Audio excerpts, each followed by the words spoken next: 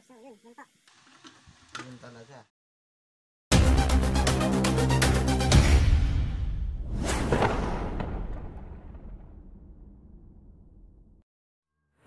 Yan, no? Kung mapapansin po ninyo ay corroded na yung ating PCV. Nalubog po kasi ito sa tubig, no? Tapos nung tinatry ayaw na. Tapos matagal na stuck. Ngayon, check natin, no, kung meron siyang power supply.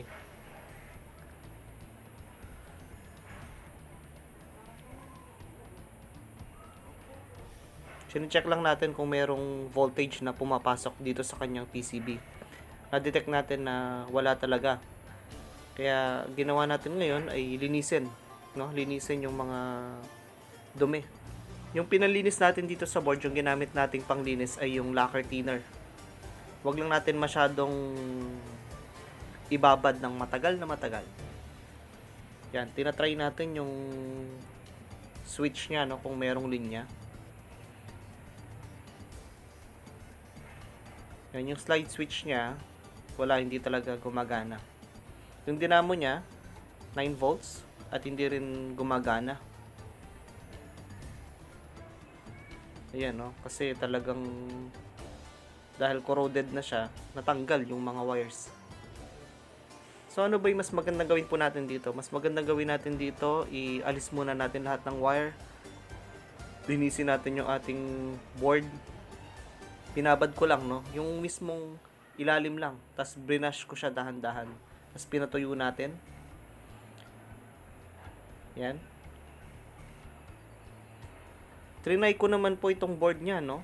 Nilagyan ko ng 9 volts na wirings, tapos tiningnan natin yung mga daanan ng kuryente. May mga voltahe pa. Tapos yung switch niya, eto, na-trace natin talaga. Yan. Puno na ng kalawang. Kaya wala na pong contact, no.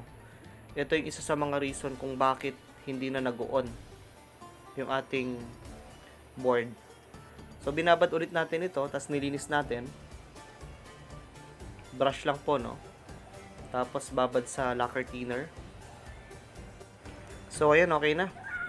Yung switch natin ngayon may connection na, no.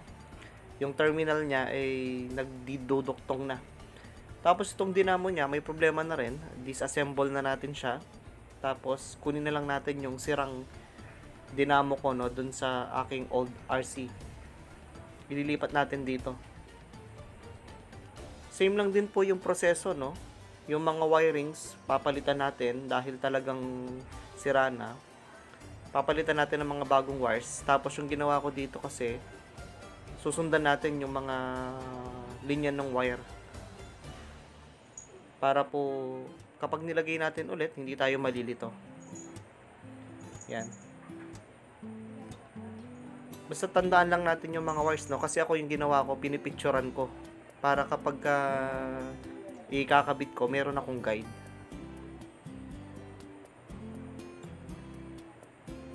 So, okay, yan. Ibabalik na natin, no, yung ating dinamo para sa kanyang left and right.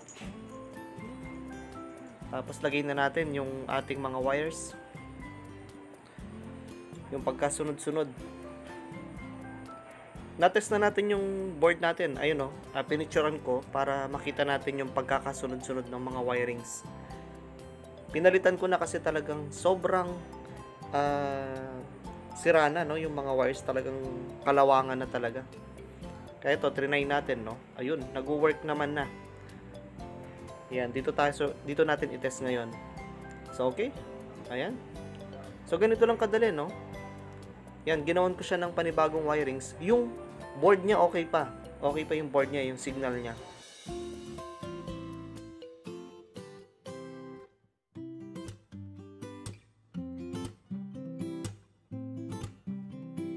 Pero po, no, ito yung gagawin natin ngayon, yung 9 volts battery. Lalagyan natin kasi yung battery din nito, sira na rin. Kaya, umassemble po tayo ng mga 1.2 na rechargeable battery. Pinagsama-sama natin. Tapos nilagyan ko na rin ng battery indicator, no. para malalaman natin kapag charge natin. Ginagamit kong charger dito, 12 volts. Inassemble ko na yung 9 volts battery natin dito kasi 9 volts naman po yung ating RC F1 car. Yan. Kaya ko nilagyan ng indicator para malalaman natin pag low bat na. Pababa doon 7 volts, 8 volts, ibig sabihin ay low bat na. Ayan. Nilagyan ko na lang po ng ganito, no?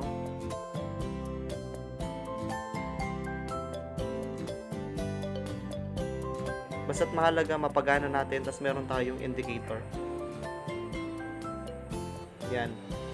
Puro modification lang yung ginawa natin, no? Ayun. Okay. Yan, binulkasil ko.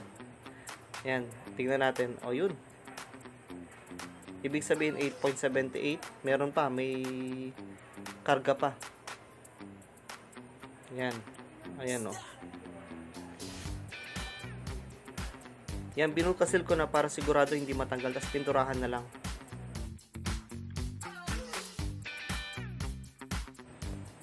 Ayan, no? Yun. 9 volts. Hindi naman nag-init masyado. Tama lang. At okay na. Tatry po natin ngayon. Ito na.